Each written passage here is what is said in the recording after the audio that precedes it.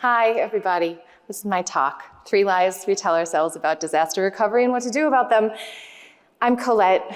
These are a bunch of places I've worked. I've worked for about 15 years as an engineering manager or director of engineering in the software industry. Before that, I was a cellist in rock bands. I'm happy to talk about that over coffee or a drink at some point in the next few days. Right now, perhaps most pertinent to this audience, I am the president of the Resilience in Software Foundation, and I am also a co-host of a podcast called This Is Fine, which is about resilience engineering and software. My friend Clint Byram is my other co-host. He's speaking on Thursday, so we're doing a full attack of SREcon with the podcast. Today we're going to talk about disaster recovery. And I was thinking to myself the other day, what would help a bunch of SREs in a room? What would get them into the mindset of thinking about their need for DR? A data center on fire. And turns out that's happened a lot in the Middle East recently. And so I went searching on the internet for a picture of an affected data center. And it turns out you cannot find them. They do not exist. I think that's for security reasons. I'm sure that it's very good reasons, right? I'm not complaining. This is extremely AI generated. It was on some random AI slop article about it. But I actually, the more I looked at it, the more I contemplated its AI generation, the more I appreciated it, because I am about to tell you that your DR plans are as fake as this picture. Bottom line up front, as my friend and mentor John Allspaw likes to say, all DR plans that exist in the world are bullshit. Yes, that includes your DR plans. They specifically are bullshit. There are no exceptions in this room. And you will not leave unless you understand this. I will prevent you from walking out the door. There are 3, I think, very important specific lies that we tell ourselves about DR that are worth examining today. And there are practical things that we can actually do in response to these lies to mitigate the harm that they can do to our organizations and the people that we work with. So not all hope is lost. I don't want you to think that this is like a doom and gloom talk. But first, we are going to talk about a nuclear power plant, so strap in. This very vintage-looking building is the Shoreham Nuclear Power Plant, which is located in Long Island, New York. It was built by the Long Island Lighting Company, otherwise known as LILCO, in the 1970s and the 1980s. It was kind of being built or constructed in some way for about, I think, 19 years. So it took about $6 billion to build, and it never produced any energy. And that's because around 1979, something happened called 3 Mile Island. And after that, a lot of activists in various neighborhoods where there were power plants being built got together and organized and asked legislators to do something about the danger that was apparent in their neighborhoods. In the case of LILCO, legislators asked them to prove that the plant would be safe. And so what did LILCO do? They made a plan for an evacuation of Long Island should the plant have an accident on par with Nuclear Island. The problem is that then state legislators called their bluff and basically, asked them to enact the plan as like a rehearsal, like a DR exercise, if you will.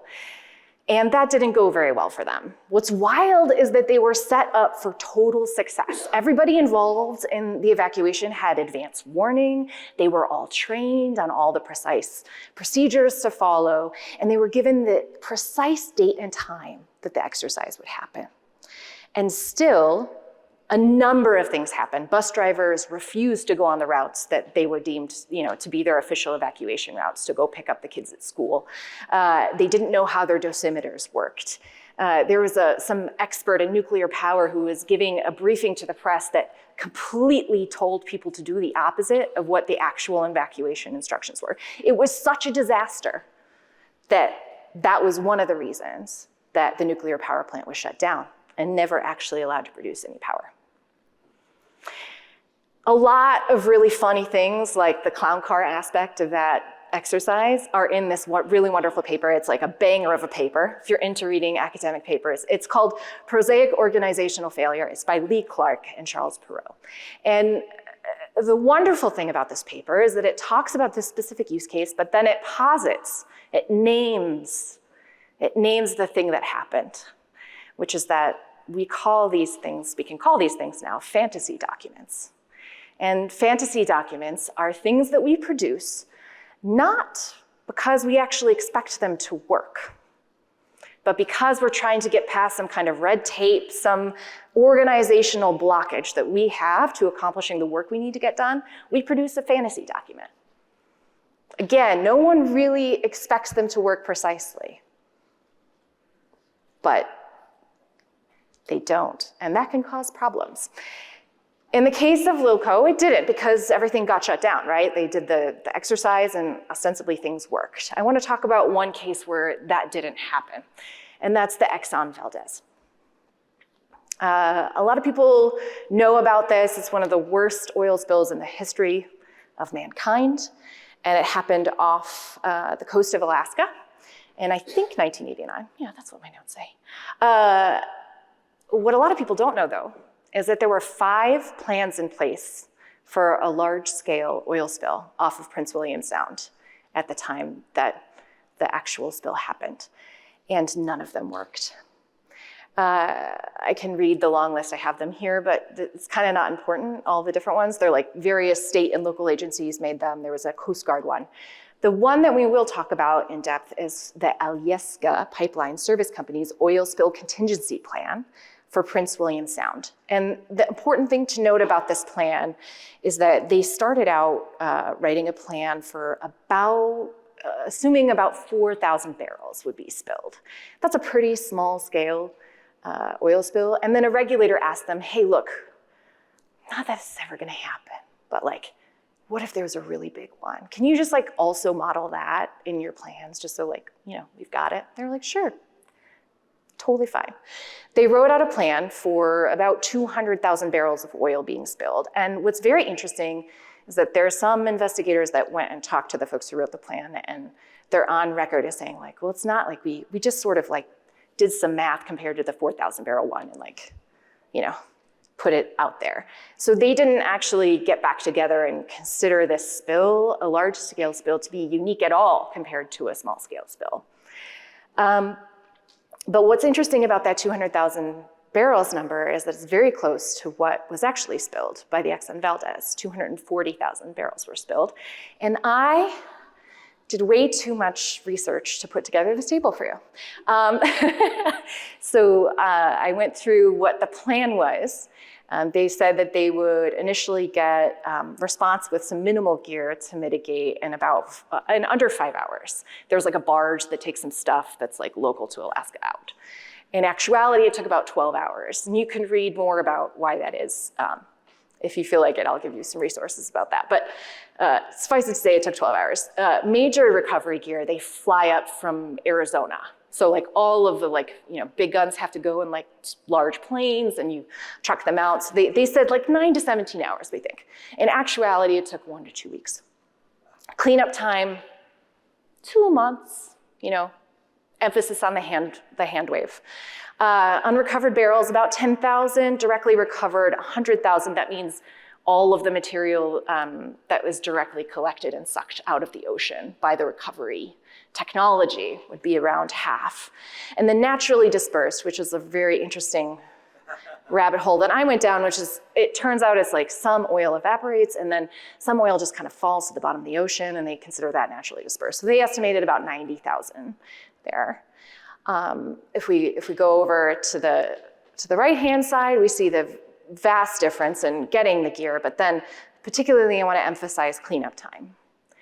There is still a huge amount of oil on the coast of Alaska right now. Like however many years that is later, it's insane, right? I want to say they estimate still in the hundreds of barrels is still located on the coastline. Totally unrecovered at the time, at the end of the 3 years, was 38,400. Directly recovered was about a third of what they actually estimated. Naturally dispersed, quite a lot more. And this had massive implications for the wildlife, the ecosystem, the economic system of Prince William Sound was devastated. All right, if you want to read more about this, about fantasy documents, the sociology of why we do these things to ourselves as humans, Lee Clark's book, Mission Improbable, is the book to read about that. So I will leave you with that. You can go deep diving even more if you want. He's got some great examples. Now comes the fun interactive portion of our afternoon together.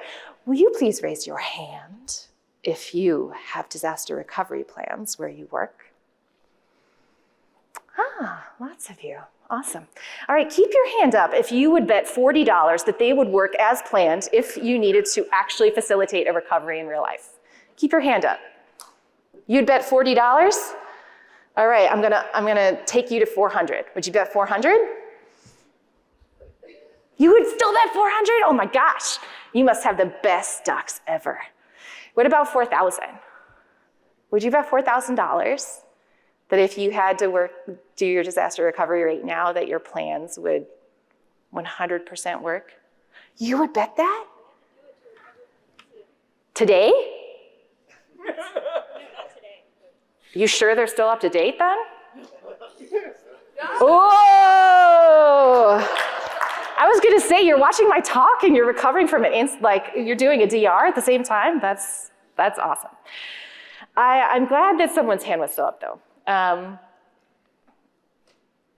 have one last question, which is not something that I think everybody thinks about, but are you certain about what the cost of your DR plans being lies are? In other words, do you understand the full impact that your plans have on the world around you? In particular, I want to ask you if you understand what it means that there are people in your organization that probably do believe that your DR plans will work. You might have customers that believe your DR plans will work. Do you know what will happen when they find out that they don't? There's really a street called Lies. I think it's Lies, probably technically, in the Netherlands, but this is a picture of that. Some guy on Flickr has it, and it's Creative Commons, so I took it. But I'm gonna kind of ask a rhetorical question now, which is, if so few of us actually believe that they would work, then why do we have them? This is, I think, a really important thing to dig into as we kind of frame the lies that we tell ourselves. I want to be extremely clear here. I am asserting something that's actually a little radical, that we in software do not have disaster recovery plans and exercises so that we can actually recover from disaster. Rather, we have them because they allow us to overcome some kind of obstacle, to achieve something at our companies, whether it's compliance, whether it's pleasing a third party like a customer or maybe a secondary provider. I'm gonna be very forceful about that. Again, my point, 1 point if you leave. I call this the big lie. And the 3 lies that we're gonna talk about are kind of smaller lies interspersed in it, but there are probably many more that you will consider and ruminate on and think about. That's fine. But I am here to allow the truth to set us free. The first lie, if you test it, it will work when it counts. The reality is that some parts of your plan are gonna work. It's more likely than not that there will be parts that don't. The second lie that we tell ourselves is that a real life disaster scenario will be unambiguous to the operator. In reality, operators frequently face ambiguity when confronted with incidents, and small events can cascade into catastrophe unexpectedly. If you were at the awesome workshop this afternoon, you saw evidence of an incident where somebody didn't know whether to do DR or not. And if you were a part of the AWS or affected by the AWS outage last fall, You probably saw that happen in real time, where people were asking themselves, well, should I really cut over? What if they're back in 10 minutes? It wouldn't have been worth it. And you can only know the answer to that in hindsight. The third lie is my favorite, and it's that this idea that we tell ourselves that the value of DR work is that it works perfectly as planned when we need it to. And I would argue that testing your DR, running through exercises like this, are far more valuable in the context of learning about your organization and about the technology that you have for everybody who's participating. I don't think the plans are really part of the value. Okay, so what do we do about these lies? I have some suggestions. I'm not telling you to scrap your DR. I don't think that's practical, and you still have to pass audits, so you won't find me advocating for that at all. But I do think that you should manage the expectations around your DR plan across your organization. You should talk to people who manage incidents on the ground. You should talk to customer support. You should write the plan with the most leeway possible to confuse responders who are going to have real problems to solve at the time that they're actually having to enact this. You should make sure as many executives as possible understand the nuance here around what your plan can do and what it can't do for you. The best case scenario is that everyone in your organization understands the reality of the DR plan's weaknesses rather than believing it to be something that you have to follow to the letter in case of emergency. If anybody around an incident commander is trying to push them to do something that many people know won't work, at the time, you're gonna waste a lot of time, you're gonna freak a lot of people out, and you might ruin your chances of recovery. What do we do about lie 2? It's really hard to be the person who's pulling the lever. I recommend that you talk to and interview people who would be pulling that lever, and you ask them what would make them comfortable, what would make them uncomfortable to do so, and you work hard to give them more comfort than discomfort. Use past real incidents to feed into, creatively, your DR practices whenever you can, because the more people can use that information and experience closer to real life outages, the more comfortable they'll feel when they're faced with a big one. And lie 3, DR work value. So I think my favorite thing about a failed DR exercise is that it becomes very clear very quickly who the experts are in your organization in particular areas. When you're trying to chase down, like, why didn't this step work? Or what's going on with this part over here? You really quickly learn who those people are. And so will everybody involved in the test. Now your job is to make sure everybody in the organization learns about that and learns about what they know. After the test, an action item worth considering is figuring out how to disseminate that knowledge about the system that you just learned to as many people in your organization as you can. And good luck, because it's okay to tell lies, but I think it's not okay to avoid the truth when we don't have to. All right, what do you think? Thanks, everybody.